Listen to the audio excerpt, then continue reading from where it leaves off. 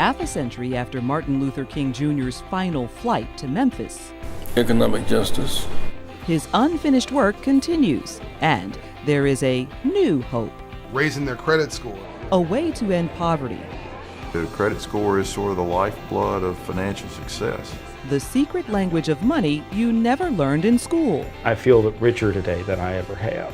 And remarkable, never-seen photos of the civil rights movement, including the last day of Dr. King's life.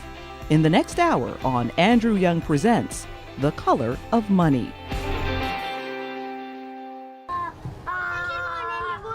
It's no coincidence that Tiffany White's little girl wears a brand new pair of Nike shoes. Started at Nike when I was 18. Tiffany works at the largest Nike distribution center in the world, which means it's also one of the largest employers in Memphis, Tennessee. Even though she makes a good salary, her expenses always seem to be greater. You have a financial problem. Right. At the end of every month. Right. Frankly, it's the same problem I sometimes have, and many of you do too. Tiffany found help unexpectedly in nearby Senatobia, Mississippi, the small town where she lives. At the local branch of First Tennessee Bank, signs promise there's hope inside. This is community outreach, the likes of which you've never seen. Thanks to a remarkable nonprofit organization, appropriately named Operation Hope. How'd you get involved with Operation Hope? Well, my friend, actually, she came to the class and she told me about it and I came. Hope centers like this help people from all walks of life achieve what I call financial literacy, a necessary understanding of money and managing money that's almost never taught in school, with programs aimed at eliminating poverty simply by raising credit scores. Programs that help people to do it on their own. And that's the budget.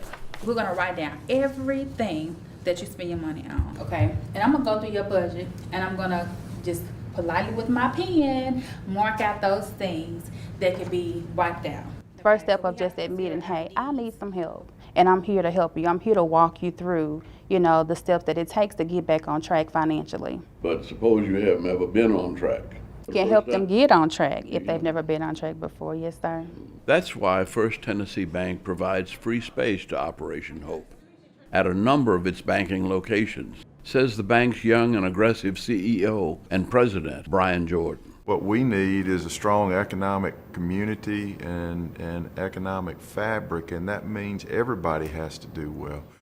That sentiment is echoed by Bill Rogers, chairman and CEO of Operation Hope's other major banking partner, SunTrust. In our institution, we're fundamental believers. If you build your community, you build your bank. We sort of have to start with that framework, and building your community is key. Literally building the community. Memphis is a city undergoing rapid change and an impressive rebirth. Take, for example, Crosstown Concourse, an enormous deco high-rise built in 1927 by Sears and abandoned in the 90s. It stood vacant for a quarter of a century. This building was dormant for 20 years. So this 1 million square feet of building became an eyesore in the community, and everything around We got one in Atlanta. Everything around it died. But today, the president of this SunTrust market, Johnny Moore, says Crosstown Concourse is revitalizing a blighted neighborhood thanks to a $200 million makeover. And with SunTrust, we saw this as an opportunity in Memphis to bring this building back to life. There are retail stores and restaurants, 5 floors of office space, hundreds of apartments, and hope inside. That's not just a play on words. An important component of this extraordinary urban revival is SunTrust Bank's Financial Confidence Center. Financial Confidence Center. It's not a SunTrust Bank branch, it's the SunTrust Financial Confidence Center. You can't get change for a 20 here, but you can get a different kind of change. Tell me what hope inside is now. You want to go from financial stress to financial confidence. We want to help you free of charge. Anybody in this neighborhood Could come in this building and get this financial literacy training and the skills they need to gain financial confidence. There is hope inside a number of SunTrust branches in the region as well. And we have a great opportunity with Operation Hope, particularly physically located in our branches. We get to be the bank that says how versus the bank that says no. You know, it's a misnomer to think that banks appreciate the opportunity to say no to people. It doesn't do us any good. The larger you grow the economy and the more inclusive it becomes, the more successful it is both at top and bottom. You can't see the community divide between the haves and the have-nots and not pay attention to the have-nots and think you're going to be strong long-term. How do you get people out of poverty? First Tennessee's Brian Jordan asked me to stop by a meeting of the bank's Foundation Advisory Board. How do you think we go about solving for this poverty issue? Financial literacy. You don't have to have a degree from a college or university to be economically secure and independent. But you do have to have a knowledge and a self-confidence. You've got to be able to know how to handle money. Truth be told, it took me a long time to learn the very lessons being taught by Operation Hope. A lot of people assume I'm rich, but the fact of the matter is I've always gotten by on very little. And more than once or twice, I was almost in the poorhouse myself. At the age of 86, I still work for a living. And yes, it wears me out. It was what I didn't know that I didn't know. I knew how to save, I knew how to invest, but I didn't know about credit scores. I didn't know about the details of money. And I had been a congressman, you know, and an ambassador to the United Nations. Oh, and mayor of Atlanta. But you know what? Not one of those lofty positions provided me with retirement benefits. Not a penny. The last job I had a pension with was the National Council of Churches in 1960. And I left there to come to work with Martin Luther King. My salary with Dr. King was $500 a month. It was a little more than 60 years ago that a group of ministers under the leadership of Martin Luther King came together to form the Southern Christian Leadership Conference, SCLC for short. They selected as their motto not just race, but the triple evils of race, war, and poverty. And they devoted themselves to redeeming the soul of America.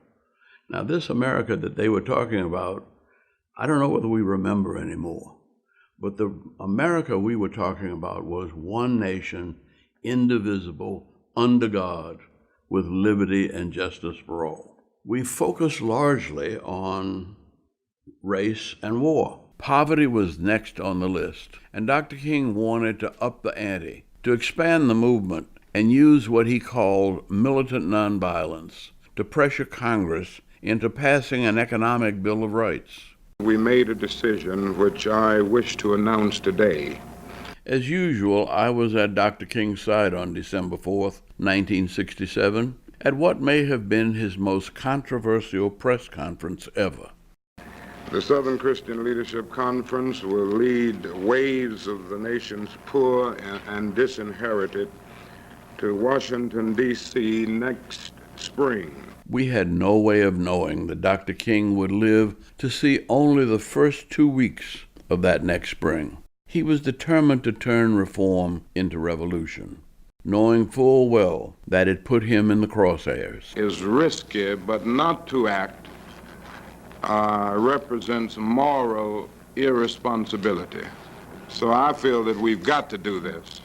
The Poor People's Campaign, as it came to be known, had been hotly contested, even within the ranks of SCLC. We were tired, and many of us didn't agree with the timing, but his mind was set, and so we followed his orders and started to prepare for an epic showdown on behalf of all of America's underprivileged, not just African Americans. We want to spend 3 solid months organizing the whole nation around this matter of jobs and income and mobilizing for our move toward Washington.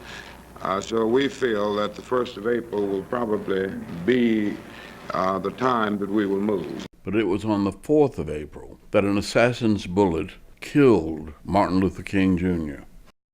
In the recent past, I've been back to Memphis more times than I'd like. Somewhere up there, they said it came from. Various events commemorating the 50th anniversary of Dr. King's assassination have brought me together with my old friend and comrade, Jesse Jackson. Whites, they felt there was no great value in the Poor People's Campaign. Jesse says Dr. King was very discouraged, very run down, and I would have to agree. So I thought about quitting. Maybe I've done as much as I could do in 13 years. But he changed his mind and said, We turned the Madison to a bus. We're going to Memphis and on to Washington to focus on economic justice. He thought Memphis was a great example. He had working, poor people who were sanitation workers, whose work cleaned up the diseased garbage. He was trying to point the movement in the direction of economic security and stability. You went to First Tennessee and SunTrust banks. I went to where the money was. I went to where the power was, which were these two big banks, and said, basically, do you want new customers? Now, meet the audacious, larger-than-life entrepreneur and philanthropist who founded Operation Hope and talked his way into the boardrooms of the top financial institutions in Memphis, something Martin Luther King Jr. could never have done. Your friend, Dr. King, said in Memphis, you cannot legislate goodness. You cannot pass a law to force someone to respect you. That the only way to social justice in a capitalist country was economics and ownership. That's Dr. Martin Luther King Jr., that's your buddy, who was ahead of his time once again. You've now opened offices in Memphis, and in many ways are carrying on that same work. It is that coattail that we're riding on in Memphis. John Bryant is on to something big, something that could change the economics of the entire country. It took a while to convince me, but I am convinced. And that's what the movement did. And that led us inevitably from struggling with issues that were black and white to green. Andrew Young Presents, brought to you by Delta, the official airlines of Andrew Young Presents, along with Coca-Cola, taste the feeling. Chevron, finding newer, cleaner ways to power the world. And the Andrew J. Young Foundation, Think Young.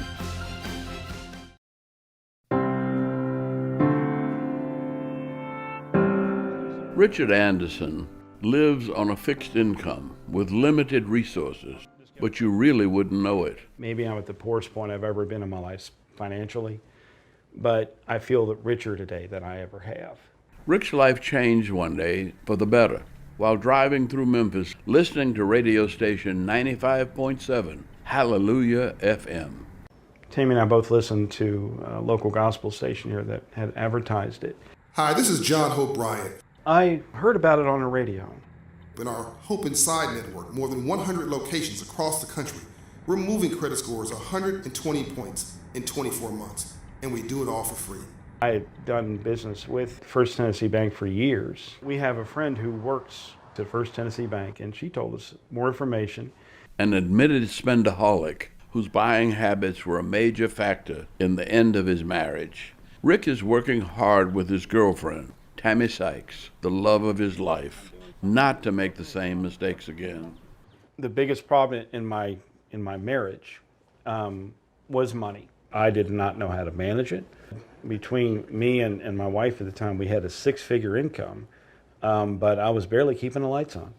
He was hit by a divorce, debilitating medical issues, and inevitably financial disaster. I'm on disability, but I do not qualify for any other help. I was kind of in fear, really, of what would happen down the road. When I met him, he was overdrafting $300 a month, and I took his debit card. I've heard the horror stories with couples and money. I didn't want our relationship to be about what you spent, and you shouldn't have spent that. Tammy had her own issues, especially the instant gratification of internet shopping. With Amazon, you click one button and you've paid for it. People are bombarded constantly to buy and keep buying. And when you're done buying that, go buy some more. What you have is not enough. There's always things to buy. I overdid it. It almost sounds like a 12-step program. The first step being to admit you've got a problem. When we found Operation Hope, Rick and I and started really dealing with it. We set up the class. Both of us were very motivated to working on our credit scores. Didn't really know what our credit scores or credit history was. I have not seen my credit report in over 10 years. Tammy hadn't seen hers either. I knew it was bad and just didn't want to see it. I would stick my head in the sand and just hope for the best. John and Operation Hope can help people walk through their credit bureaus and understand their credit scores. They can actually do things that we can't do with that customer or potential customer. They're not going to wrap your knuckles with a ruler if you haven't done that. They're there to help you. When an Operation Hope financial counselor pulled their credit reports free of charge, Rick and Tammy both were surprised. Things on there that I was not aware of. There are errors, but there were things on my credit report that had nothing to do with me, and bills that I couldn't even identify. And that's one of the ways Operation Hope can help. They're able to look at those things to see what might be disputed. John Bryant says almost everyone's credit report contains at least one mistake. The credit bureaus remove it, boosting your credit score 40 points. And my score has gone up over 100 points. In addition, an Operation Hope counselor called their creditors and negotiated reasonable payments, even for medical bills Rick once considered hopeless. But they're not insurmountable, and they're not going to hurt my credit history now. All of them are doable. They're manageable. It does take a little discipline, or maybe even a lot. We're listening to what's offered to us. If you approach it with an open mind about it, then definitely it's going to help you. I got a coupon. I'm going to use that. What 2 sandwiches can I get for you? Let's make them both Italians on wheat. It's not as if Rick and Tammy have quit spending money entirely, but now they know where every penny is going. Notice this. Okay, appreciate it. I learned in the classes that we keep all the receipts. All our receipts, writing down everything, have everything together when we see our counselor again. And you find where it's going, and then you find places to belt, where you can tighten your belt. So, what does Operation Hope charge for all this help? $0. This is free. Free. If you have inner capital, you'll never be poor. Yeah. But if you don't have inner capital, all the money in the world won't save you. And now, instead of nightmares, the couple has dreams. There are things that we want to work towards, and we work together on common goals. We look at our finances a lot and what we are wanting to do in the future, and we strive toward that. I have recommended this program to at least 3 or 4 of my friends. I'm happy. I'm happier than I've ever been. It brought a lot of self-esteem. And something else. Actually saving some money.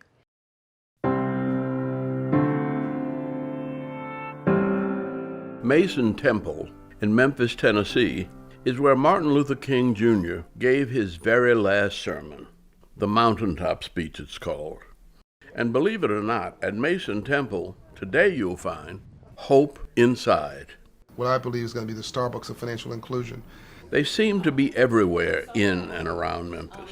1,000 locations inside of bank branches, grocery stores, big box retailers, houses of faith, government offices, where people flock, stop, and shop. The symbolism is purely intentional. Dr. King came to Memphis to fight poverty, and John Hope Bryant chose this place to launch Hope Inside, a program he believes will change the way America does business. We're going to execute a mission that will ultimately become 10% of all banking in this country. It will be ingrained in society so that you don't have to question whether you get a chance, a shot at the American dream. It will not be a hope, it'll be a promise. A promise I have come to believe.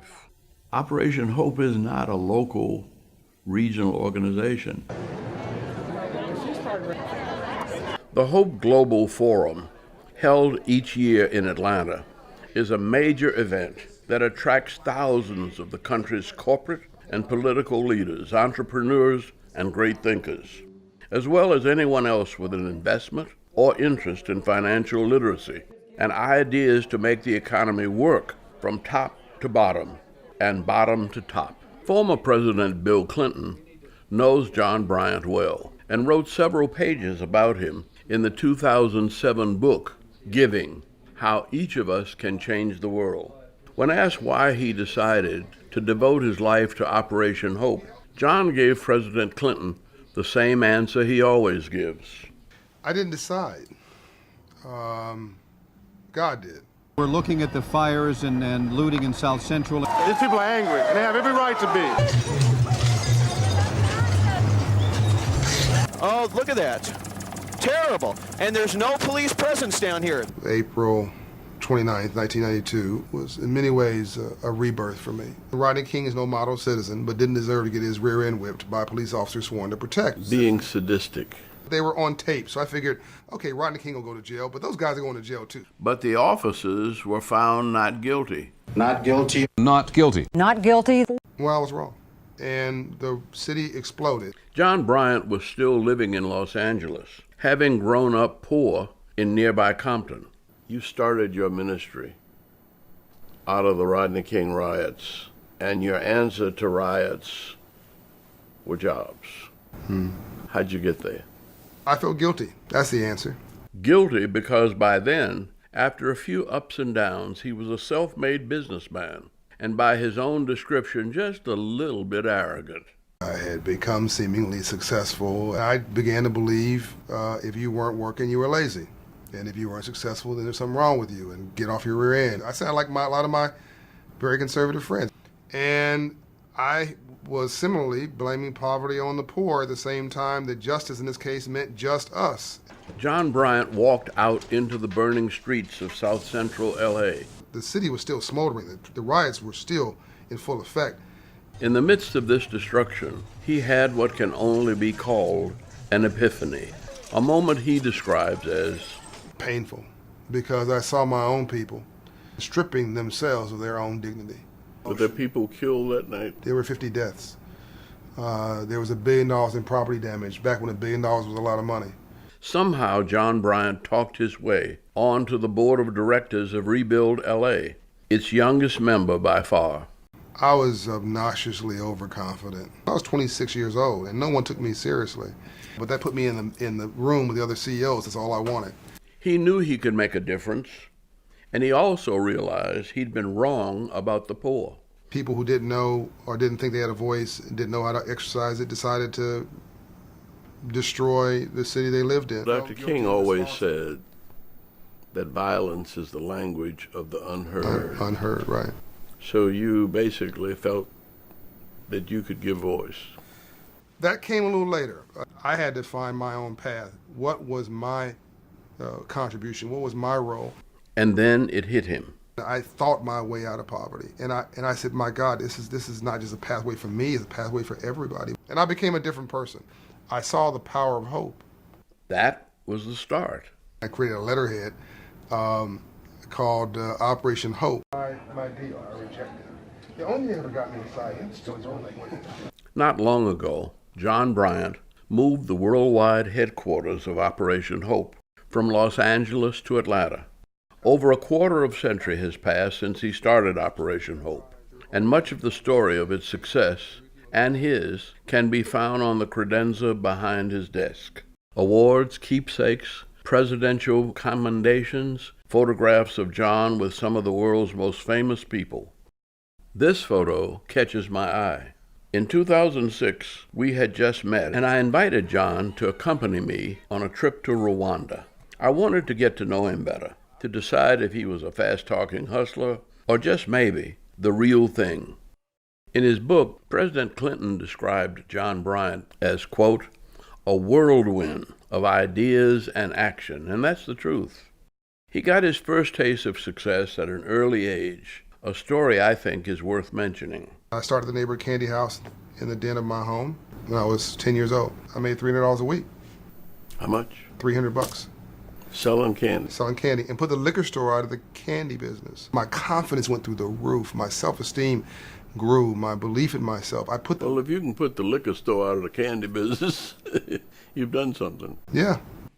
The problem is not black or white, but green. In Memphis, you know, we have Operation Hopes in predominantly black or African American neighborhoods. We have them in predominantly white or Caucasian neighborhoods. Some of us just didn't receive the necessary, fundamental, basic information about money that others did. The African American community in particular has got to get the memo. The memo happens to be the title of John Bryant's latest book.